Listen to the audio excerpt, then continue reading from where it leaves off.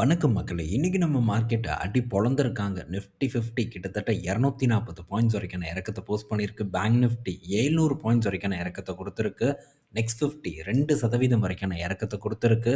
ஆக மொத்தம் எங்க திரும்பினாலும் இன்னைக்கு நம்ம மார்க்கெட்ட பொளந்து வச்சிருக்காங்க. எஃப்ஐஐஸ் 4000 கோடிக்கு வித்திருக்காங்க. நேத்து கூட கொஞ்சம் கம்மியா இருந்தது. இன்னைக்கு டேல அதிகமா தான் வந்து வித்திருக்காங்க. அது மட்டும் இல்ல இந்த ஜனவரி மாசம் ஃபுல்லா பார்த்தீங்கன்னா, தொடர்ந்து நல்ல ஒரு அமௌண்ட்டுக்கு தொடர்ந்து பார்த்தீங்கன்னா, எஃப்ஐஎஸ் வித்துட்டே வந்துட்டு இருக்கிறது ஒரு பெரிய கன்சர்னா இருக்கு. நிஃப்டி 50யும் பார்த்தீங்கன்னா, அப்படியே கொஞ்சம் கொஞ்சமா இறங்கி 25,000 வந்து ரீச் பண்ணிருச்சு. ஆல்மோஸ்ட் ஒரு நல்ல ரெசிஸ்டன்ஸுங்க. இந்த ரெசிஸ்டன்ஸ பிரேக் அவுட் பண்ணி மாஸ் காட்டிரும் அப்படின்னு தான் நான் ரொம்ப அளவு பெரிய நம்பிக்கைய வந்து வச்சிருந்தேன். பட் குளோபல் டென்ஷன் மார்க்கெட்ட போட்டு அடிச்சு இறக்கிட்டு இருக்காங்க. எதிர்பாராத பல பங்குகள் பார்த்தீங்கன்னா, பொத்து பொத்துன்னு கீழ விழுந்துட்டு இருக்கு.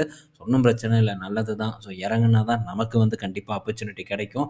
ஸோ கண்டிப்பா நமக்கு நெறைய ஆப்பர்ச்சுனிட்டீஸ் வந்து இருக்கு. ஸோ எங்க வந்து நம்ம அக்யூமுலேட் பண்ணணும், ஸோ எந்த இடத்துல வந்து நம்ம ஒரு நல்ல கான்சன்ட்ரேட் பண்ணணும் அப்படிங்கிறத பற்றியெல்லாம் நம்ம பின்வரும் வீடியோக்கள்ல வந்து டெஃபினட்டா வந்து டிஸ்கஸ் பண்ணுவோம். ஸோ இப்போ பலரும் பார்த்தீங்கன்னா, இந்த வெயிட்டேஜ பத்தி பெரிய அளவுக்கு வந்து கவலைப்பட்டுக்கிறாங்க. ஒரு ஸ்டாக்க எவ்வளோ வந்து வச்சுக்கலாம், எந்த ஸ்டாக்க வச்சுக்கலாம் இப்படிங்கிற ஒரு கவலை பார்த்தீங்கன்னா, பெரும்பாலும் பலருக்கும் வந்து இருந்துட்டு இருக்கு. சிலர் பார்க்கும்போது 5% நீங்க வச்சுக்கோங்கங்கிறாங்க. சிலர் பார்க்கும்போது 10%, 15% அப்படின்ட்டு ஒவ்வொருத்தங்க ஒவ்வொன்னு வந்து சொல்லிட்டு இருக்காங்க. பட் இந்த வெயிட்டேஜ பத்தியெல்லாம் ரிட்டெயில் இன்வெஸ்டர் கவலைப்படணுமான்னு கேட்டா, என்ன பொறுத்தவரைக்கும் கவலைப்பட வேண்டாம். நான் இதுக்கு முன்னாடியே இந்த வெயிட்டேஜ பற்றியெல்லாம் ஆல்ரெடி டிஸ்கஸ் பண்ணியிருக்கேன். ரீசென்ட்டா தான் வந்து டிஸ்கஸ் பண்ணியிருக்கேன். ஸோ மேபி டைம் இருந்ததுன்னா போய் செக் பண்ணி பாருங்க. இல்லைனாலும் இந்த வீக்கெண்ட்ல லாங் வீக்கெண்ட்ல நம்ம இந்த வெயிட்டேஜ பத்தி இன்னும் வந்து டீட்டெயில்டா வந்து டிஸ்கஸ் பண்ணுவோம். ஏன்னா ரீட்டெயில் இன்வெஸ்டர்ஸ் தேவையில்லாம இந்த இடத்துலலாம் நம்ம கான்சன்ட்ரேட் பண்ணக்கூடாதுங்கிறது என்னுடைய ஒரு கருத்து. ஸோ நம்ம வந்து பெருசா வெயிட்டேஜ் வச்சு ஸோ பெரிய அளவுக்கு வந்து பண்றதுல எந்த ஒரு அர்த்தமும் இல்ல. ஸோ இத பத்தி நம்ம டீட்டெயில்டா வந்து டிஸ்கஸ் பண்ணுவோம். இன்னொரு ஒரு வீடியோல மேபி உங்களுக்கு டக்குன்னு தெரிஞ்சுக்கணும்னு நெனச்சா, இப்பதான் 1 வாரமோ, 2 வாரத்துக்கு முன்னாடியோ வந்து நம்ம டிஸ்கஸ் பண்ணோம்.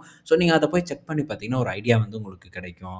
ஸோ அடுத்தது இந்த வீடியோல நம்ம பல பங்குகள் பற்றியான அப்டேட் எல்லாம் வந்து டிஸ்கஸ் பண்ண போறோம். அந்த வகையில நம்ம பார்க்க போற பங்குகள் பார்த்தீங்கன்னா, ஆட்டோ செக்டார் பங்குகளா இருக்க போகுது. ஸோ ஃபர்ஸ்ட்டு பார்த்தீங்கன்னா, டாடா மோட்டார்ஸ் பற்றியான ஒரு அப்டேட். ஸோ டாடா மோட்டார்ஸ் பார்த்தீங்கன்னா, அவங்களுடைய கெப்பாசிட்டிய வந்து ரீவிசிட் பண்ண போறதா சொல்லியிருக்காங்க. ஸோ கெப்பாசிட்டிய வந்து உயர்த்த போறாங்க அப்படிங்கிற ஒரு மறைமுக தகவல் நமக்கு வந்து கிடைச்சிருக்கு. ஸோ இப்போ இந்த கமர்ஷியல் வெஹிக்கிள்க்கான டிமாண்ட் பார்த்தீங்கன்னா, தொடர்ந்து உயர்ந்துட்டு வந்துட்டு இருக்கு. ஸோ டீமர்ஜ் ஆனதுலேருந்து டாடா மோட்டார் பார்த்தீங்கன்னா, நல்ல ஒரு பெர்ஃபார்மன்ஸ போஸ்ட் பண்ணிட்டு வந்துட்டு இருக்கு. ஸோ இவங்க மட்டும் ஒண்ணும் பெரிய பெர்ஃபார்மன்ஸ போஸ்ட் பண்ணல. கமர்ஷியல் மேக்கர்ஸ் எல்லாருமே நல்ல ஒரு பெர்ஃபார்மன்ஸ தான் போஸ்ட் பண்ணிட்டு இருக்காங்க. ஸோ இவங்களும் நல்ல நம்பர்ஸ வந்து ப்ரொடியூஸ் பண்ணிட்டு இருக்காங்க. அதாவது விற்பனை பண்ணிட்டு வந்துட்டு இருக்காங்க. ஸோ இது நல்ல ஒரு செய்தி தான். டாடா மோட்டார் கமர்ஷியல பொறுத்தவரைக்கும். அடுத்தது பார்த்தீங்கன்னா, டாடா மோட்டார்ஸ் பேசஞ்சர் வெஹிக்கிள் கிட்ட இருந்து ஒரு அப்டேட். அதுவும் லோக்கல் அப்டேட் எல்லாம் இல்ல. இது இன்டர்நேஷனல் அப்டேட். இதுல ஜெயலர் அண்ட் செர்ரியோட ஜாயின்ட் வென்ச்சர் பார்த்தீங்கன்னா, இப்ப இந்த ஃப்ரீலாண்டர் ஈவிய வந்து மிடில் ஈஸ்ட்ல லான்ச் பண்ண போறதா வந்து சொல்லியிருக்காங்க. இந்த 2026ல. ஃபர்ஸ்ட் இதோட பிளான் என்னவா இருந்ததுன்னா, ஃப்ரீலாண்டர் வந்து சைனாவ மட்டும் ஃபோக்கஸ் பண்ணும் அப்படிங்கிற ஒரு அக்ரீமெண்ட் தான் வந்து போட்டிருந்தாங்க. ஸோ ஜாக்வார் அதாவது இந்த லேண்ட் ரோவர் இதெல்லாம் பார்த்தீங்கன்னா, ஃபாரின் உலகம் ஃபுல்லா வந்து விக்கும். ஃப்ரீலாண்டர் வெறும் சைனாவ மட்டும் ஃபோக்கஸ் பண்ண வண்டியா இருக்கும் அப்படிங்கிற ஒரு ஒரு இது இருந்தது. பிளான் இருந்தது. பட் இப்போ கம்ப்ளீட்டா வந்து ஸ்கிராப்புக்கு போட்டாங்க. புது ஸ்ட்ராட்டஜிய பார்த்தீங்கன்னா, இந்த ஜாயின்ட் வென்ச்சர் பார்த்தீங்கன்னா கொண்டு வராங்க. ஸோ இப்போ ஃப்ரீலாண்டர் மிடில் ஈஸ்ட்டுக்கும் வரப்போகுது. ஸோ சைனாலயும் பார்த்தீங்கன்னா இருக்க போகுது. ஸோ லான்ச் பார்த்தீங்கன்னா 26ல இருக்கும். ஸோ இதுக்கு என்ன அளவுக்கான வரவேற்பு இருக்கு அப்படிங்கிறதெல்லாம் நம்ம பொறுத்திருந்து வந்து பார்ப்போம். அடுத்தது அசோக் லேலண்ட் கிட்ட இருந்து அப்டேட் வந்திருக்கு. அசோக் லேலண்ட் பார்த்தீங்கன்னா, அவங்களுடைய பழைய நேம் போர்டு இருக்கக்கூடிய வண்டிய திரும்ப பார்த்தீங்கன்னா, இப்போ லான்ச் பண்ணியிருக்காங்க. ஹிப்போ, டாரஸ் அப்படிங்கிற 2 ட்ரக்க பார்த்தீங்கன்னா, இப்போ அசோக் லேலண்ட் வந்து அன்வீல் பண்ணியிருக்காங்க. ஸோ அசோக் லேலண்ட் பார்த்தீங்கன்னா, அருமையான ஒரு பெர்ஃபார்மன்ஸ குடுத்துட்டு இருக்கக்கூடிய ஒரு நிறுவனமா இருக்கு. ஸோ போன வருடத்திலிருந்து இப்போ வரைக்கும் ஸோ இன்னும் வந்து 1 வருடம் கூட ஆகல. ஸோ 1 இயர்க்குள்ள பார்த்தீங்கன்னா, டபுள் த ரிட்டர்ன் பார்த்தீங்கன்னா, இந்த அசோக் லேலண்ட் வந்து டெலிவர் பண்ணியிருக்கு. ஸோ போனஸ்க்கு அப்புறமும் நல்ல ஒரு பெர்ஃபார்மன்ஸ் தான் இந்த அசோக் லேலண்ட்ல வந்து ஏற்பட்டுட்டு இருக்கு. ஸோ தொடருமாங்கிறத வெயிட் பண்ணி பார்ப்போம். பட் ரொம்ப தூரத்துக்குலாம் போயிட்டு இருக்காது. ஏன்னா வேல்யூ டிவிஷன் பார்த்தீங்கன்னா மாறிட்டு வந்துட்டு இருக்கு. பட் இப்போ கமர்ஷியல் வெஹிக்கிள்கான பிக்கப் வந்து நல்லா இருக்கிறதுனால இந்த நிறுவனம் நல்ல பெர்ஃபார்மன்ஸ பண்ணிட்டு இருக்கு. ஸோ ஒன்ஸ் வந்து நம்ம ஃபோக்கஸ் பண்ணது. ஸோ இப்போ போனஸ் குடுத்து திரும்ப பார்த்தீங்கன்னா, அந்த ரேஞ்ச தாண்டிருச்சு. இன்னைக்கு டேலலாம் ரூ. 199 வரைக்கும் வந்து போச்சு. ஸோ 200 தாண்டி க்ளோஸ் வச்சிரும் அப்படின்னு நான் நெனச்சேன். பட் தாண்ட முடியலன்னு நான் நெனைக்கிறேன். ஸோ எண்ட் ஆஃப் த டேல நான் பார்க்கல. அதுக்கப்புறம் நான் பார்க்கும்போது கொஞ்சம் ஒரு 195 அந்த மாரி வந்து ட்ரேட் ஆயிட்டு இருந்தது. ஸோ பெட்டர் பெர்ஃபார்மன்ஸ் ஃபியூச்சர்ல வருமான்னு பார்ப்போம். வந்ததுன்னா அது நமக்கு போனஸ் அப்படின்னு நம்ம எடுத்துக்கலாம். அடுத்தது மாருதி சுசுகி கிட்ட இருந்து அப்டேட். எர்டிகா பார்த்தீங்கன்னா, ஒரு நாளைக்கு 526 வண்டி வந்து விக்கிறதா ஒரு டேட்டா வந்து குடுத்துருக்காங்க. ஒரு நாளைக்கு மட்டும் 500 வண்டி கிட்ட எர்டிகா வந்து வாங்கப்படுதுங்கிற டேட்டா வந்திருக்கு. ஸோ இந்த 2025ல கிட்டத்தட்ட 1,92,200 வண்டி கிட்ட பார்த்தீங்கன்னா வித்திருக்காங்க. பட் இது இயர் ஆன் இயர் கூட கம்பேர் பண்ணும்போது ஒரு 1,500 வண்டி கிட்ட தான் வந்து அதிகமா இன்க்ரீஸ் ஆயிருக்கு. ஒரு 1% குரோத் பார்த்தீங்கன்னா இந்த எர்டிகால வந்து நடந்திருக்கே தவிர, ஸோ இருந்தாலும் அதே ஒரு நம்பர்ஸ பார்த்தீங்கன்னா தொடர்ந்து கன்சிஸ்டன்ட்டா குடுத்துட்டு வந்துட்டுருக்காங்க. இதுவே வந்து ஒரு பெரிய விஷயம். டாப் 10ல எர்டிகாவும் பார்த்தீங்கன்னா ஒரு காரா தான் இருக்கு. நம்பர் 4ல இருக்குன்னு நான் நினைக்கிறேன் எர்டிகா. நெக்ஸானுக்கு அடுத்தபடியா 4வது பொசிஷன்ல எர்டிகா தான் வந்து இருக்கு. ஸோ இதே சேல்ஸ் தொடருமான்னு பார்ப்போம். இந்த எர்டிகாவ அடிக்கிறதுக்கு ஸோ பல நிறுவனங்களும் பார்த்தீங்கன்னா 7 சீட்டர் இறக்குனாங்க. ஆனா எவனாலயும் எர்டிகா பக்கத்துல கூட வந்து நெருங்க முடியல. ஸோ அந்த அளவுக்கு நம்பர பார்த்தீங்கன்னா எர்டிகா தொடர்ந்து டெலிவர் பண்ணிட்டு வந்துட்டுருக்கு. ஸோ காரணம் பல குறைபாடுகள் எல்லாம் இருக்கு. ஸோ அதனால எர்டிகா ஸ்டில் பார்த்தீங்கன்னா லீடர்ஷிப் பொசிஷன்ல இருக்கு இந்த 7 சீட்டர் செக்மெண்ட்ட பொறுத்தவரைக்கும். இது மாருதி சுசுகிக்கு ஒரு நல்ல செய்தி. அடுத்தது இண்டஸ்இண்ட் பேங்கோட ரிசல்ட் வந்திருக்கு. ஸோ இண்டஸ்இண்ட் பேங்க் இந்த காலாண்டுல ப்ராஃபிட்ட போஸ்ட் பண்ணியிருக்காங்க. ஸோ 91% பார்த்தீங்கன்னா அவங்களுடைய லாபம் இயர் ஆன் இயர்ல சரிவடைஞ்சிருக்கு. போன வருடம் 1400 கோடி கிட்ட வந்து ப்ராஃபிட் பண்ணியிருக்காங்க. இப்ப பார்க்கும்போது வெறும் 90 கோடி அதாவது 128 கோடி கிட்ட வந்து ப்ராஃபிட்டா வந்திருக்கு. ஸோ 91% வரைக்கும் உங்களுடைய லாபம் சரிவடைஞ்சிருக்கு. பட் இப்ப இந்த இண்டஸ்இண்ட் பேங்கோட அசெட் குவாலிட்டி என்ன லட்சணத்தில இருக்கு அப்படின்னு நம்ம போய் பார்த்தோம்னா, அசெட் குவாலிட்டி இம்பாக்ட் ஆயிருக்கு. கிராஸ் என்பிஏவும் ரைஸ் ஆயிருக்கு. நெட் என்பிஏ பார்க்கும்போது ரைஸ் ஆயிருக்கு. ஸோ ப்ரொவிஷன் பார்க்கும்போது கொஞ்சம் குறைஞ்சிருக்கு.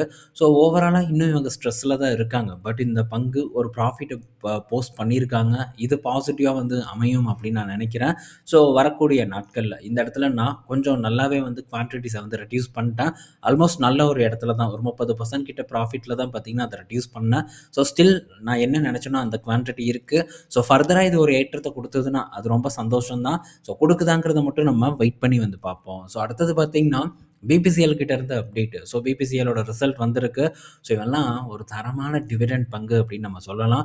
சூப்பரா பார்த்தீங்கன்னா டிவிடெண்ட் குடுத்துட்டு இருக்கக்கூடிய ஒரு நிறுவனம் தான் இந்த பிபிசிஎல். ஒன்ஸ் வந்து இந்த பங்கெல்லாம் ஒரு நல்ல அட்ராக்டிவான இடத்துல இருக்கும்போது, கமாடிட்டி ஸ்டாக் எல்லாம் நீ பாட்டுக்கு ஏதாச்சும் ஒண்ணு சொல்லி மத்தவன் தலையில கட்டி விட்டுறாத அப்படின்ட்டு ஒருத்தன் என்னைய போட்டு திட்டிட்டு இருந்தாரு.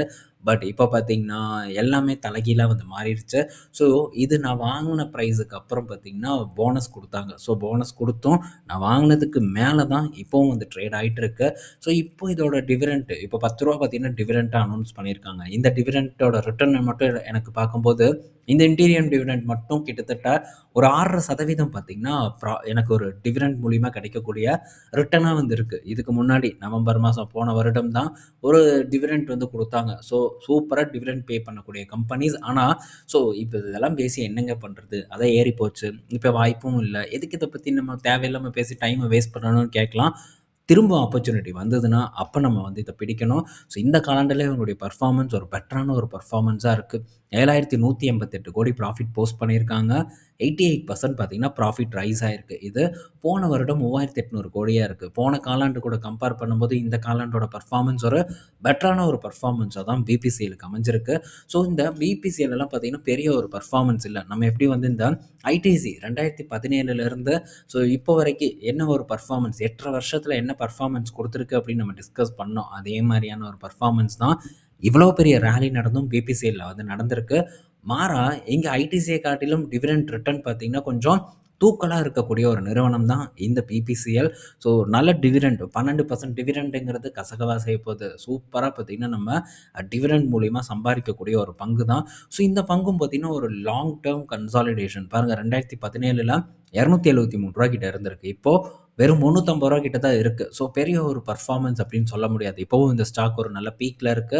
ஸோ இடைப்பட்ட டைம்ல மேபி நமக்கு ஏதாச்சும் ஒரு ஆப்பர்ச்சுனிட்டி வரும். இந்த மாதிரியான சைக்கிளிக்கல் ஸ்டாக்ல வந்ததுன்னா, அப்ப வந்து நம்ம பிடிப்பதற்கு ட்ரை பண்ணணும்.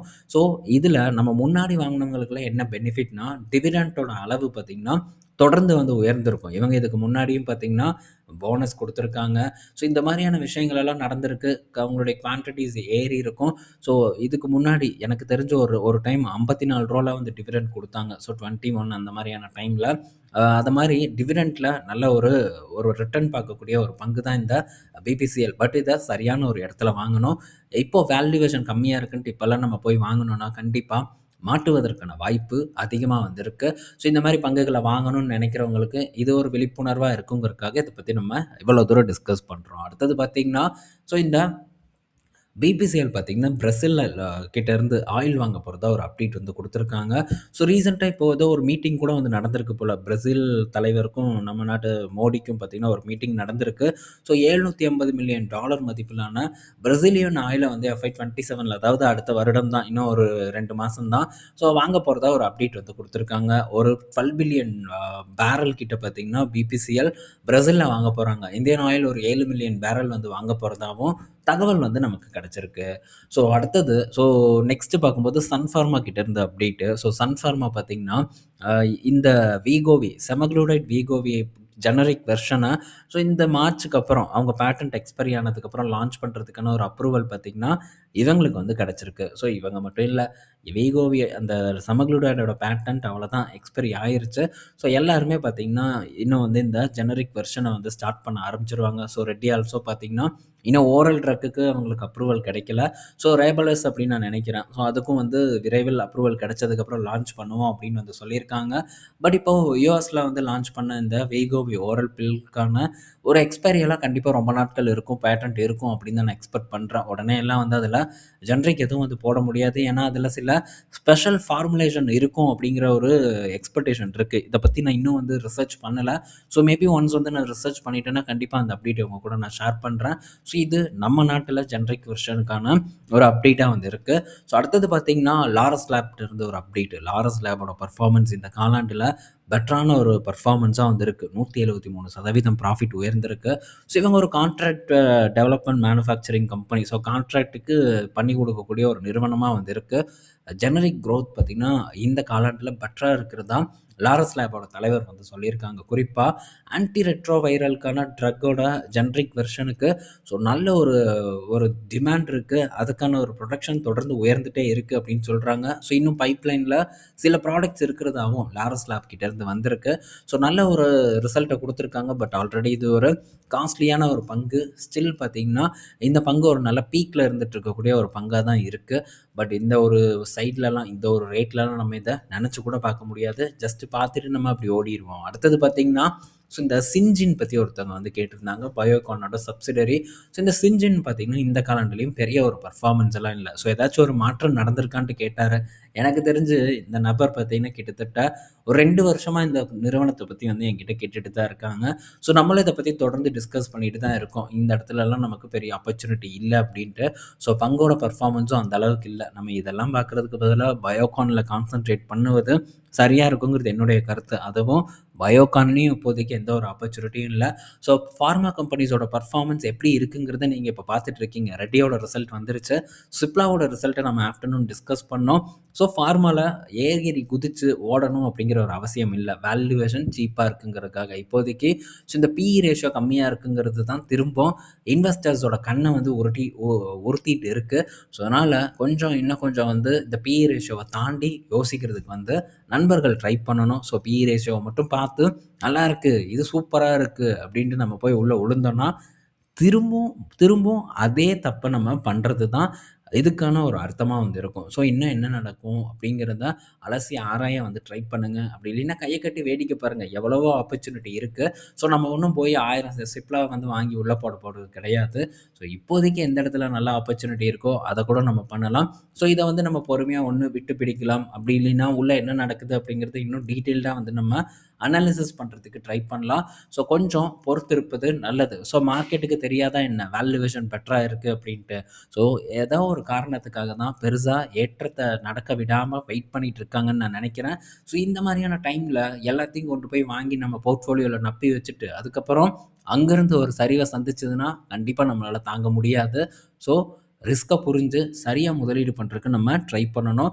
இந்த மாரியான ஒரு எச்சரிக்கையான விஷயங்கள நம்ம அப்பப்போ தொடர்ந்து டிஸ்கஸ் பண்ணிருக்கோம். பட் அதுக்கான வரவேற்பு நம்ம நண்பர்கள் கிட்ட இருந்து எப்பவுமே எனக்கு கிடைக்கும். பட் இருந்தாலும் கூட அது சிலருக்கு வந்து புடிக்காது. எப்படி ஐடிசி இந்த மாரி சிகரெட் டாக்ஸ் வரப்போது அப்படின்னு நம்ம டிஸ்கஸ் பண்ணப்போ, பாஞ்சு பாஞ்சு நம்மள கூட வந்து சண்ட போட்டாங்க, புடிச்சு திட்டுனாங்க. பட் இப்ப பார்த்தீங்கன்னா, தொடர்ந்து வந்து இறங்கிட்டு இருக்கு. ஸோ இந்த மாரி தான். ஸோ நடப்பதற்கு முன்னாடி ஒரு விஷயங்கள சொன்னா, அதற்கான ஒரு வேல்யூ வந்து நமக்கு கிடைக்காம தான் இருக்கு. இந்த மாரி பல பங்குகள்ல நம்ம இத பற்றி இந்த மாரியான பிரச்சனைகள் இருக்குன்ட்டு தொடர்ந்து டிஸ்கஸ் பண்ணிட்டு தான் வந்து இருக்கோம்.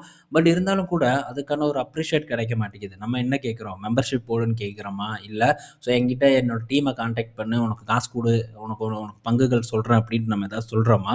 ஸோ ஒண்ணே ஒண்ணு தான் உங்ககிட்ட இருந்து நான் எதிர்பார்க்கக்கூடிய ஒரு விஷயம். உங்களுடைய அப்ரிசியேஷன் மட்டும் தான். ஸோ அதுக்காக தான் இத்தன வேலைகள வந்து நம்ம செய்றோம். எப்படி வந்து நம்ம ஒரு ஃப்ரெண்டுக்குள்ள பேசுறோம். "டேய் மச்சான் சூப்பர்றா! நீ சொன்ன இந்த மாரி நல்ல ஒரு இது பண்ணுது. ஸோ தேங்க்ஸ்டா" அப்படின்ட்டு நம்ம ஜஸ்ட் வந்து ஒரு அப்ரிஷியேட் பண்ணுவோம். அதுதான் பார்த்தீங்கன்னா, உங்ககிட்ட இருந்து நான் எதிர்பார்க்கிறேன். ஸோ நம்ம நண்பர்கள் தொடர்ந்து வந்து குடுத்துட்டு தான் இருக்கீங்க. ஸோ அதே ஒரு ஆதரவு எனக்கு தொடர்ந்து இருந்ததுன்னா போதும். ஏன்னா, நீங்க எந்த அளவுக்கு ஒரு ஆதரவு குடுக்குறீங்களோ, ஸோ எவ்வளோதான் ஒர்க் இருந்தாலும் சரி, ஸோ என்ன வேலைகள் இருந்தாலும் சரி, நம்ம அதையும் பார்த்துட்டு தொடர்ந்து வந்து இத நம்ம டிஸ்கஸ் பண்ணிட்டே தான் வந்து இருந்துட்டுருக்கோம். இன்னும் வந்து உழைப்பு அதிகமா போடுவதற்கு கண்டிப்பா உங்களுடைய அப்ரிசியேஷன் ரொம்பவே வந்து உதவிகரமா இருக்குங்கிறத இந்த இடத்துல நான் சொல்லிக்கிறேன். ஸோ இந்த வீடியோவ நான் முடிக்கிறேன். இந்த வீக்ல என்னென்ன வேல்யூவான திங்ஸ வந்து நம்ம இது பண்ணலாம் அப்படிங்கிறத நான் யோசிச்சுட்டு வரேன். மேபி உங்ககிட்ட ஐடியா இருந்தாலும் நீங்க தாராளமா கமெண்ட் செக்ஷன்ல மென்ஷன் பண்ணலாம். ஸோ எது பெரிய அளவுக்கு வந்து கேட்கப்படுதோ அத பத்தி நம்ம வரக்கூடிய 3 நாட்கள் விடுமுறையில வந்து நம்ம தாராளமா டிஸ்கஸ் பண்ணலாம். ஸோ இந்த வீடியோ பயனுள்ளதா இருக்கும்னு நான் நினைக்கிறேன். நாளைக்கு நம்ம இன்னொரு ஒரு வீடியோல மீட் பண்ணுவோம். பாய் மக்களே!